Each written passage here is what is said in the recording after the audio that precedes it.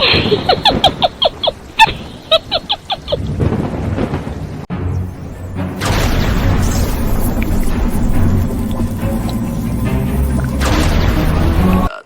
शरीर से अनगिनत छोटे छोटे शरीर निकालकर जितने भी उस ब्रह्मांड में काले पत्थर होते हैं उतने अपने शरीर देह सूक्ष्म विखंडन साधना विधि द्वारा निकालकर पत्थरों की तरफ पहुंच जाते हैं। 7 सेकंड व्यतीत हुए होंगे, सारे सूक्ष्म शरीर वापस दादा गुरु के देह में आ जाते हैं। आखिरी शरीर के वापस देह में आते ही दादा गुरु आंखें खोलकर निशा की तरफ देखते हुए बोलते हैं, अपना तीसरा नेत्र बंद करो निशा। वो काला पत्थर मिल गया जिसके लिए तुमने इतना कष्ट उठाया है। वो पत्थर यहाँ से 3 किलोमीटर चलने के बाद 5 पत्थर आएंगे। उनमें से जो 5वां पत्थर है वही रहस्यमयी काला पत्थर है जो तुम्हारे तीसरे नेत्र की रोशनी से भी सफेद नहीं हुआ, अभी भी काला दिखाई दे रहा है। वही एक इकलौता रहस्यमयी पत्थर है जिसकी हमें तलाश है। दादा गुरु की बात समाप्त होते ही निशा के मस्तक पर उभरा रहस्यमय शिव नेत्र धीरे धीरे बंद होने लगता है। जैसे ही पूरी तरह से शिव नेत्र बंद होता है उस शून्य ब्रह्मांड का संपूर्ण वातावरण एक बार फिर से काले अंधकार में डूब जाता है। शिव नेत्र के बंद होते ही निशा जल्द से उठती है और दादा गुरु द्वारा बताई गई दिशा की तरफ अपने कदम बढ़ा लेती है। निशा के कदमों का अनुसरण करते हुए दादा गुरु भी उसके पीछे पीछे चलने लगते हैं। 3 किलोमीटर की दूरी तय करने के बाद निशा एक जगह जाकर खड़ी हो जाती है। पीछे से दादा गुरु आकर उसके बाएं तरफ खड़े हो जाते हैं। हाथ के इशारे से सामने देखकर बताते हैं कि निशा इन पत्थरों में वो जो 5वें नंबर का पत्थर दिखाई दे रहा है वो है रहस्यमयी काला पत्थर। निशा जल्द से उस रहस्यमयी पत्थर के एक तरफ जाकर खड़ी हो जाती है। दादा गुरु भी उसके पास आकर खड़े हो जाते हैं। अपने दोनों हाथों से निशा उस पत्थर को स्पर्श करती है। स्पर्श करने पर उसे महसूस होता है कि यह पत्थर कोई साधारण पत्थर नहीं है। ये तो पृथ्वी लोक के सबसे मूल्यवान धातु हीरे का ही एक रूप है। ये असल में पत्थर न होके काला हीरा है और जो इस तरह आयताकार पत्थर के शक्ल में जमीन पर पड़ा हुआ है। इसका मतलब इस आयाम में जो काले पत्थर चारों तरफ दिखाई दे रहे हैं वो पत्थर नहीं काले हीरे हैं। और ये बात सर्वविदित है कि काला हीरा सबसे मजबूत धातु कहलाता है जिसका तोड़ना, चटकना, यहाँ तक कि खरोंच मारना भी लगभग असंभव होता है। निशा काफी बारीकी से उस काले पत्थर को देख रही होती है। तभी दादा गुरु की आवाज उसके कानों में पड़ती है, निशा अब देर न करो, जितनी जल्दी हो सके अपनी शक्तियों से इस पत्थर को तोड़कर इसके अंदर की वो वस्तु निकालो जिसके लिए हम लोगों ने इतना लंबा रास्ता तय किया है। दादा गुरु की बात खत्म होते ही निशा अपने दोनों हाथ हवा में उठाती है। उस आयाम के संपूर्ण काले अंधकार के आकाश की तरफ देखकर कोई मंत्र धीरे धीरे अपने होठों से बुदबुदा रही होती है। आधा मिनट ही बीता होगा। निशा के दोनों हाथ आकाशीय बिजली की तेज कड़क से गरज उठते हैं। उसके दोनों हाथों में आकाशीय बिजली की तीव्र चमक आ जाती है। निशा दोनों हाथों को सामने की तरफ करती है। काले पत्थर पर बिजली की तीव्र चमक पड़ती है।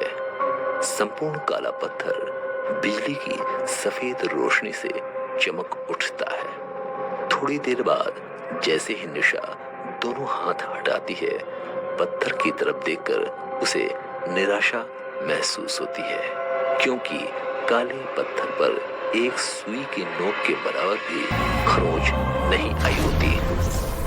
निशा उदास मन से दादा गुरु की तरफ देखती है। दादा गुरु निशा से प्रयास करने के लिए कहते हैं। इस बार निशा सिर्फ अपना सिर ऊपर की तरफ उठाती है। उसके सिर आकाश की तरफ उठते हैं।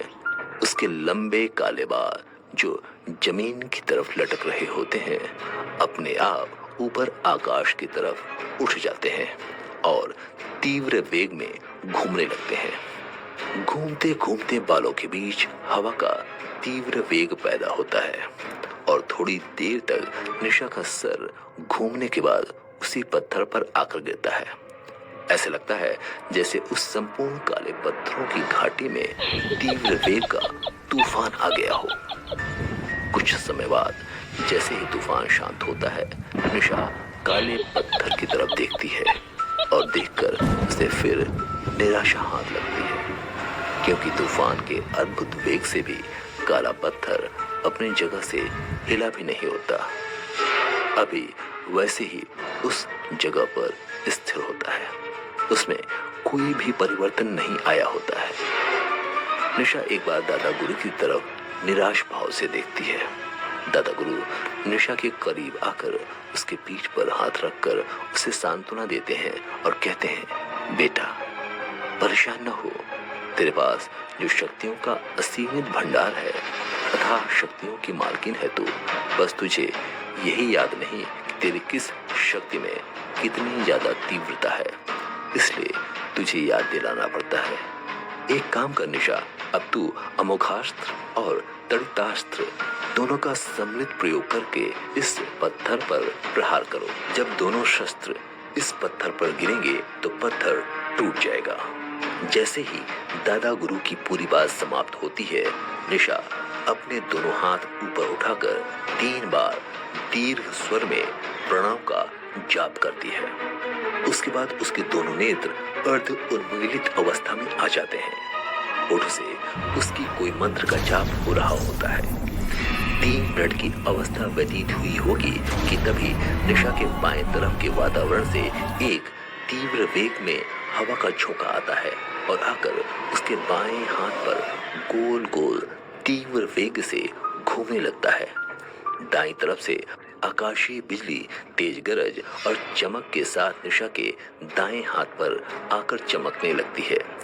जैसे इन दोनों शक्तियां निशा के हाथ में आती हैं, निशा दोनों हाथ नीचे कर उस काले पत्थर पर इन दोनों शक्तियों का सम्मिलित प्रहार करती है।